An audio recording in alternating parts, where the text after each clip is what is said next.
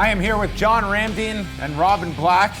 It's a new era of mixed martial arts. Perhaps, well, let's start off with that. Is this the biggest story of all time in mixed martial arts? Is it too early to tell, or is just the enormity of a $4 billion purchase, which is the rumored price tag, does that alone make this the biggest? I think that's what people are thinking about because, Lorenzo Fertitta no longer a part of the organization. Which is, I think, a massive part of this story. Sure, but you look at what it is.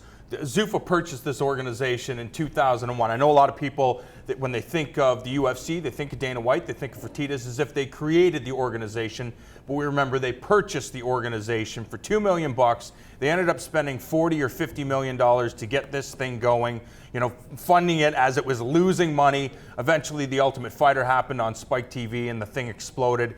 And they, of course, spent the time and energy and money putting the right people in place, building infrastructure, and now it's sold for $4 billion. I would imagine this was part of the plan all along. Make this thing extremely attractive, and when it's time, when it's at its hottest, you unload it, because I have a feeling it's never going to be as hot as it is right now. Do you guys realize, I was just reading this from Damon Martin at Fox Sports, that $4 billion is how much George Lucas sold the Star Wars franchise for. Gosh. Like, that's what we're talking about here. It dwarfs any other sports purchase of another franchise. I mean, it's staggering what the number is. And time will tell if they overpaid or if they can make money off of this. There's one very big key, and that is that Dana White is staying on and running the company. And that, if you bought something for $4 billion and then he left, that thing's immediately worth less, because he's the guy who puts everything into motion.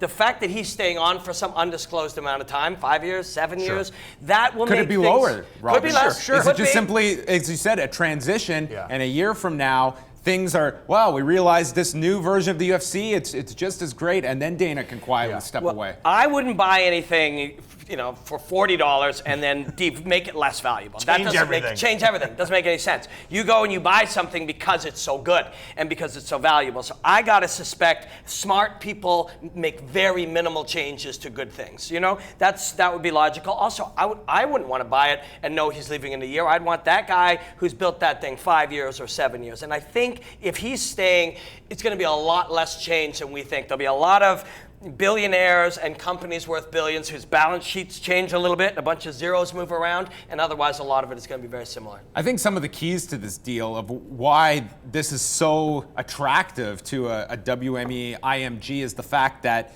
unlike certain sports, you can export this very easily, as the UFC has found. There's mainland China, which if they get in there, I think that's a big game changer. Asia in general. I think that would be, when they're targeting things. You look at the success of one championship, for example. You go into these markets, Indonesia, Malaysia. I think one of the things we're talking about, you talk about China. The second-tier cities in China still have 10 million people. So the idea is you go to India and you go to China, 2 billion people, and then Southeast Asia, you are going to make boatloads of money. And I would imagine that's part of the plan. Based on everything we're hearing, that is going to be part of the plan moving forward. And if that is what you're doing, to make that work, you got to make sure you don't lose anything you have now. And to do that, you keep most things the same. People were asking me about it all day, and friends or family, and they're like, "Whoa, what do you think?" It's like, my guess is very little will change. And on top of that, you have the Fox deal that's up at the end of 2018. If the sports rights bubble doesn't burst, then you could get a really interesting bidding war, and maybe the UFC feels they're undervalued when it comes to their rights fees. As we're mentioning these insane numbers, $4 billion, and when we're talking about the rights deal and getting into all of these different areas of the world, what are you thinking right now as a UFC fighter at this point? Because they will not share in any of this. The rights deal, the sale, they don't have a stake in any of this. And in other sports leagues, they do have collective bargaining and they have unions. I've always been pessimistic that that's ever going to happen in fighting. It's just such a unique animal. But you have to be thinking that if you're a fighter right now, thinking, look at this, $4 billion, and we are a significant part. We are the product here. Yeah, you would imagine, though, any fighters that have been cut because, in the past, that we're told, there's just not room for you on the roster. We can't afford to keep you. And then they unload this thing for $4 billion, each one of the Fertittas making $1.5 billion. And these fighters, it's like, we know that you make $30,000 or $40,000. That's too rich for our blood. Here's your walking papers.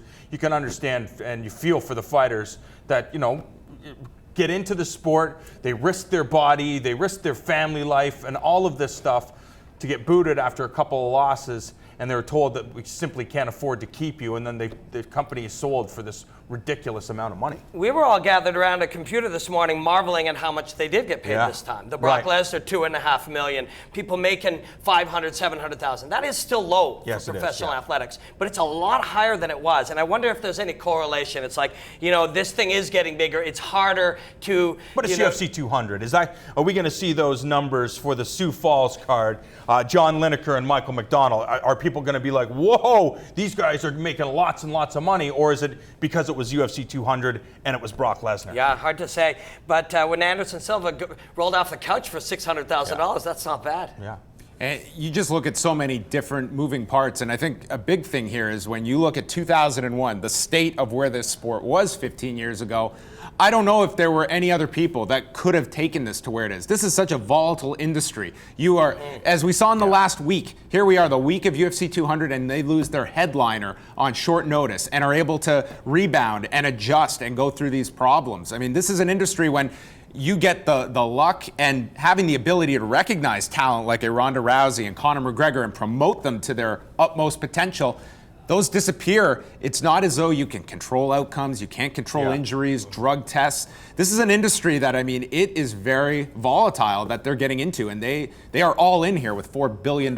Yeah, but they've seen it. They've been a part of this game for such a long time. They've dealt with the ups and downs. They've dealt with the Tito Ortizes and the Ken Shamrocks, and they've dealt through growing pains. They've gotten TV deals, and they've seen their pay-per-view model grow, and then they've coming off the most successful year. So you can understand why the UFC is so hot right now, because they've just grown over the last 20 years. $4 billion. It's insane. Like, I don't even know what that is. You just look, there's all these zeros. It doesn't even make sense. That is going to wrap it up for us. But coming up this Wednesday night, we will have the prelims airing live here in Canada from Sioux Falls, South Dakota, leading into the main card featuring Michael McDonald and John Lineker.